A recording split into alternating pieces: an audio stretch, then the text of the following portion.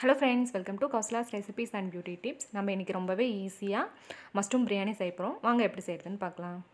First தேவையான பொருள் பார்த்தறலாம். ஒரு 10-15 பல் பூண்டு, 1 இன்ச் இஞ்சி, 2 கிராம்பு, சின்ன துண்டு பட்டை, ஒரு 1/4 டீஸ்பூன் சோம்பு எடுத்து வச்சிருக்கேன். இப்போ இது எல்லாத்தையும் ஒரு மிக்ஸி ஜார்ல ஆட் பண்ணி அரைச்சுக்கலாம். நல்லா பேஸ்ட் மாதிரி அரைச்சு எடுத்துக்கலாம். அரைச்சு எடுத்தாச்சு. ஒரு பெரிய வெங்காயத்தை பொடிசா கட் பண்ணி வச்சிருக்கேன்.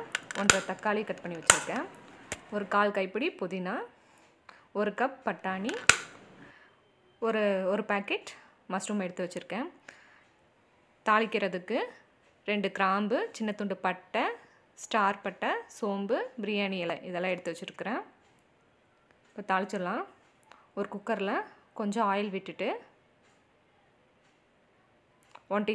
1 டேபிள் ஸ்பூன் நெய் ஆட் பண்ணிக்கலாம். நல்லா எண்ணெய் காஞ்சதுக்கப்புறமா நம்ம பிரியாணிக்கு தாளிக்கிறதுக்கு எடுத்து வச்ச பட்டை, சோம்பு, கிராம்பு இதெல்லாம் ஆட் பண்ணிக்கலாம். கொஞ்சோண்டு கல்பாசி, அப்புறம் கொஞ்சோண்டு ரோஸ் பெட்டல்ஸும் ஆட் பண்ணிக்கலாம்.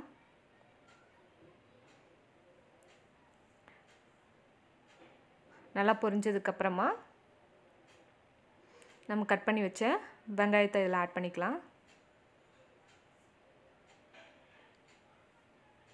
வெங்காயம் நல்லா ப்ரௌன் கலர் ஆகிற வரைக்கும் ஃப்ரை பண்ணி விட்டுக்கலாம்.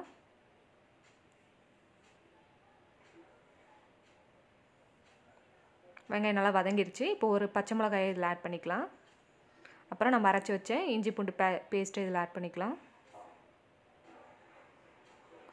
இஞ்சி பூண்டு பேஸ்ட்டு நல்லா பச்சை ஸ்மெல் போகிற அளவுக்கு வதக்கிட்டு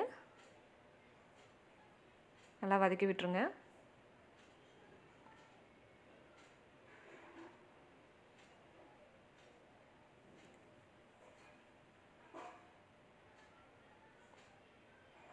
இஞ்சி பூண்டு பேஸ்ட்டு நல்லா பச்சை ஸ்மெல் போகிற அளவுக்கு வதக்கி விட்டது.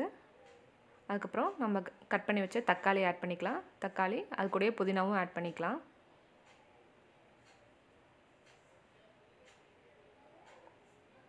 இப்போ 1 கப் பட்டாணி ஆட் பண்ணிக்கிறேன். காளான் பிரியாணி கூட எப்போவுமே கொஞ்சம் பட்டாணி சேர்த்து செய்யும்போது இனிமேல் பிரியாணி நல்லா டேஸ்ட்டாக இருக்கும். நீங்களும் இது மாதிரி ட்ரை பண்ணி பாருங்கள். கட் பண்ணி வச்ச மஷ்ரூம் ஆட் பண்ணிடலாம்.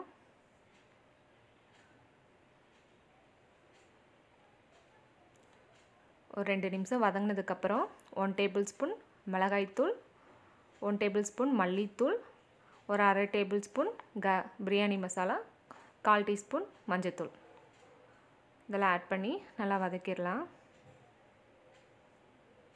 மிளகாய்த்தூள் உங்கள் காரத்துக்கு தகுந்த மாதிரி ஆட் பண்ணிக்கோங்க.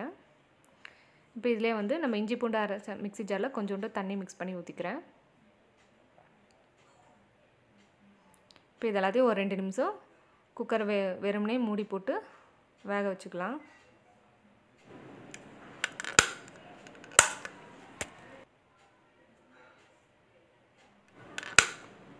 ரெண்டு நிமிஷம் கழிச்சிட்டு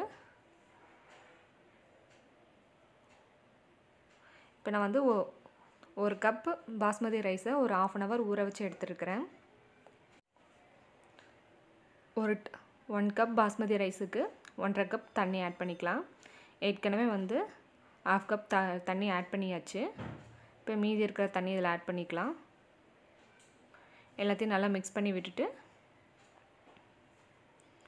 இதிலே கொஞ்சோண்டு கொத்தமல்லி இலையை கட் பண்ணி ஆட் பண்ணிக்கலாம்.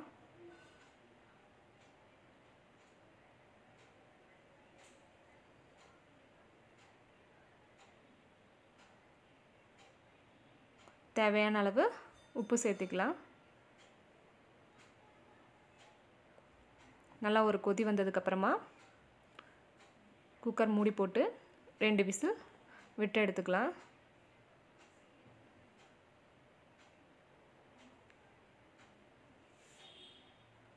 பிரியாணிக்கு எப்பவுமே ஒரு 2 விசில் விட்டாவே போதும்.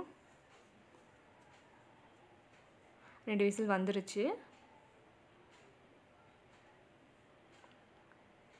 ஸ்டீமெல்லாம் போயிடுச்சு. இப்போ ஓப்பன் பண்ணி பார்த்துக்கலாம்.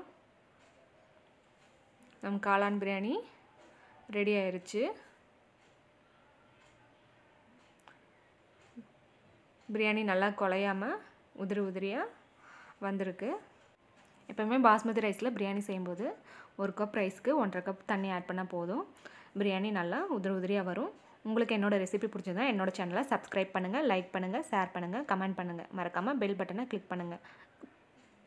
தேங்க்ஸ் ஃபார் வாட்சிங்.